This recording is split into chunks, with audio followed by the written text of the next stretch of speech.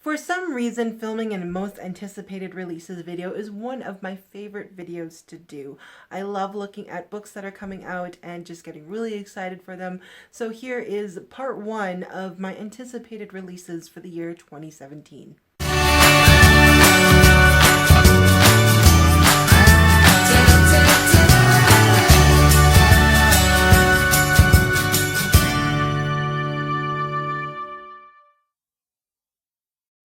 Hey everybody, welcome back to another video. I am doing part one of my anticipated releases of 2017.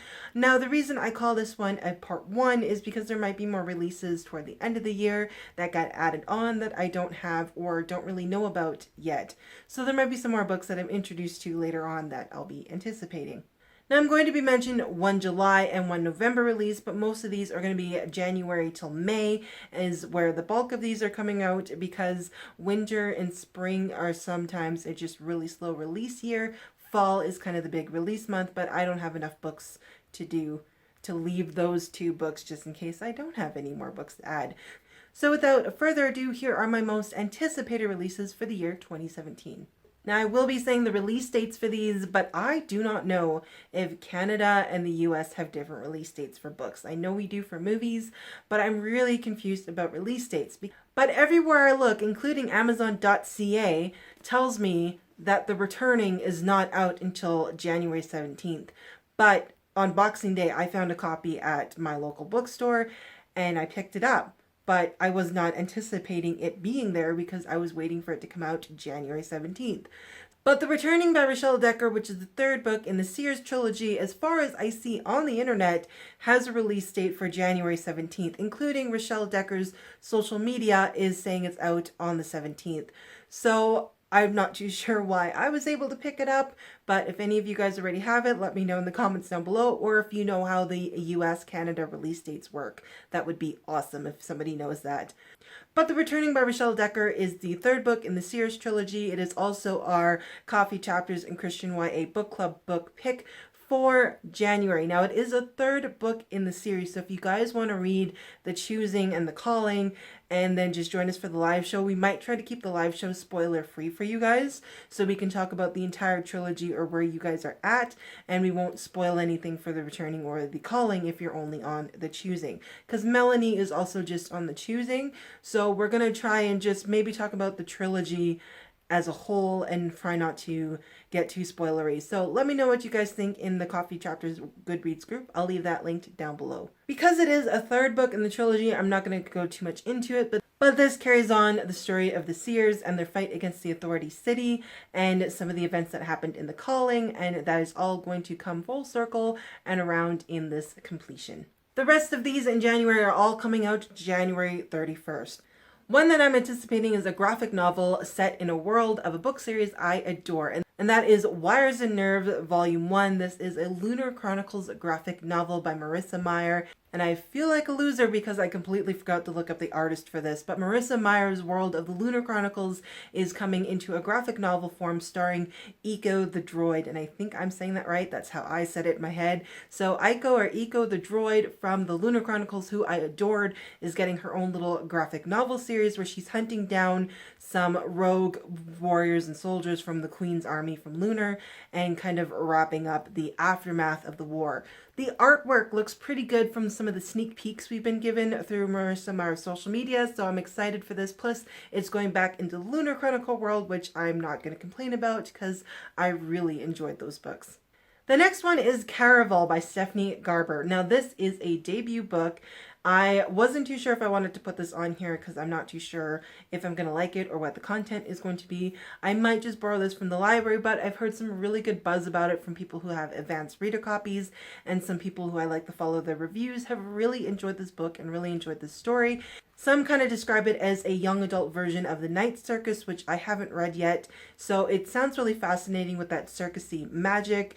It follows a young girl who wants to go to Caraval, and her sister and her do. And the spectators kind of become a part of the show, and then her sister gets captured or kidnapped or something. It sounds really fascinating with that whole dark circus kind of feeling to it. But like I said, I'm going to borrow it from the library first, see how I think content-wise and whatnot. But it sounds really good, and it's been getting some good buzz from some other reviewers that I follow.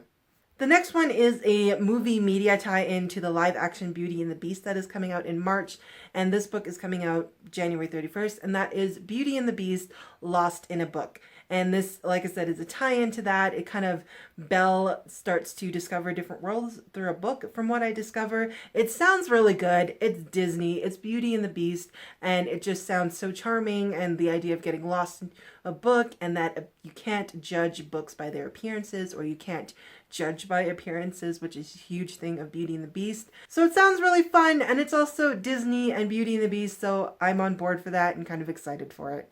I only have one book coming out in February, and that is A Viscount's Proposal by Melanie Dickerson. So Viscount's Proposal follows Leora Langdon, who is the sister of Nicholas Langdon from the first book. You did meet her a little bit in the first book. I really enjoyed her character. She was spunky, she was fun. So this one follows her own little adventure with that etiquette drama and that spying espionage with a deeper kind of sinister plan happening in the background. So it sounds like a lot of fun, and of course it's Melanie Dickerson, so a couple of her books are going to be on this list as well. As all of you guys know by now, Melanie Dickerson is an autobi author. I really enjoy her historical fiction. I really like watching Melanie's characters go through all of these trials and these plots and these espionage devices. It's just a lot of fun to read and enjoy, so I'm very much looking forward to the second book in this series. Only one again coming out in March, and that is For Love and Honor by Jody Hedlund. This is the third book in the Uncertain Choice trilogy. And Brianna from Breeze Books was so kind and actually pre-ordered this for me for my birthday as a gift. I very much appreciate that, Bree. Thank you so much for doing that. I'm looking so forward to this. The main character's name is Lady Sabine, and I'm finding the name Sabine is really coming popular again, so it's a lot of fun. I adore that name. And so this is Lady Sabine. She is trying to hide a blemish on her hand that might actually condemn her of witchcraft, I believe. And she has to try and get married to keep herself safe. Again, it is the third book in the trilogy, so it's going to include some characters from the previous two books. I'm looking forward to this. I love how these books are kind of waterfalling into each other, and these are all going to come full circle again and connect everybody again. So I'm really looking forward to this book, and I cannot wait till March to have it. Moving into May, coming out May 7th, is The White Feather Murders by Rachel McMillan. This is the third book in the Herringford and Watts mystery series, which is kind of that 1900s Sherlock Murdoch mystery type feeling setting. It is set in Toronto, Ontario, Canada. I love that it is a Canadian set book. I really enjoyed The Bachelor Girl's Guide to Murder, as well as A Lesson in Love and Murder. So I'm really looking forward to what kind of shenanigans Marinda and Jem are going to get into this third book. I believe it is going to be the final book. I think it's a trilogy, not a series, but she has a lot of novellas in between each, and I think another one is coming out in between that as well. So a lot of little side stories and novellas and mysteries as well. So it makes a really fun mystery series. So if you like Murdoch mysteries or a gender swap Sherlock and Watson duo, then this is the series for you. It's a lot of fun. They're short books, they're quick reads. I love spunky kind of break the mold female characters, and that definitely has it in these two characters. On May 9th is the second book from Melanie Dickerson on this list, and that is A Noble Servant, and this is the third book in the Thornbeck fairy tale retelling series. So this is going to be, I think, a Prince and the Pauper and a Goose Girl combo retelling. It sounds fantastic. It's going to be following Magdalene, who was a side character from the second book, The Beautiful Pretender. And I have said before, I adored her as a side character. I loved her as a character, and I'm so excited she got her own book. So I'm really excited how that's going to happen for Magdalene, and as well, I'm really excited to see the combo of the Prince and the Pauper and the Goose Girl, which isn't really a popular retelling to do for all those fairy tale retellings we have. So I'm really excited to see something like that come together, and it's going to be a lot of fun because it's Melanie Dickerson. May 9th has another retelling on the way, and that is Umberland by Wendy Spinelli. This is the second book to Everland, which was a Peter Pan steampunk retelling, and this is going to be an Alice in Wonderland steampunk retelling. So continuing on from the Peter Pan retelling, it sounds like it's moving into a different direction and passing it on to another main character, Lady Allison, who is going to be our Alice character, and moving it into a Wonderland retelling. Same steampunk elements, same plot and problems from the first book, and just continuing it on and moving it into a different retelling. It sounds fantastic. fantastic. That idea just sounds so cool. So I'm really looking forward to this. Plus, I adore retellings and I really enjoyed Everland. So I'm really looking forward to how an Alice in Wonderland retelling is going to incorporate those stories and characters and going to happen in that steampunk world. Now, the last two books on this list don't come out until later in the year, but July 11th is Unraveling by Sarah Ella. This is the second book in the Unblemished series. I'm looking very forward to this. I loved the way Unblemished ended, really building you up for Unraveling, so I'm really looking forward to that and how these characters are going to grow and what is going to happen to these characters.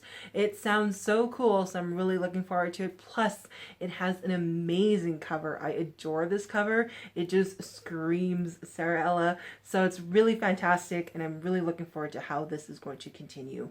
So the last book on this list isn't coming out until November 7th, so I might, again, if more come up toward the later of the year, do a second video for this. But I wanted to mention, and that is The Gatland School for Vigilantes by Marissa Meyer. This isn't, as far as I can tell, a fairy tale retelling. It's a completely different world, but it sounds super cool. It sounds like superheroes and sidekicks and kind of placement people for kind of a superhero world, so it sounds really cool. And of course, it's Marissa Meyer. I thoroughly enjoy her characters, so I'm really looking forward to what she has coming out for that on November 7th, and I just wanted to mention just in case I don't have enough for part 2. So those are my anticipated releases for at least the first half of 2017. Let me know in the comments below if any of these are on your anticipated releases or what you guys are anticipating for 2017, or if you have any recommendations for me to add to my anticipated for 2017. As always, guys, thank you so much for watching, and I'll see you next time. Bye!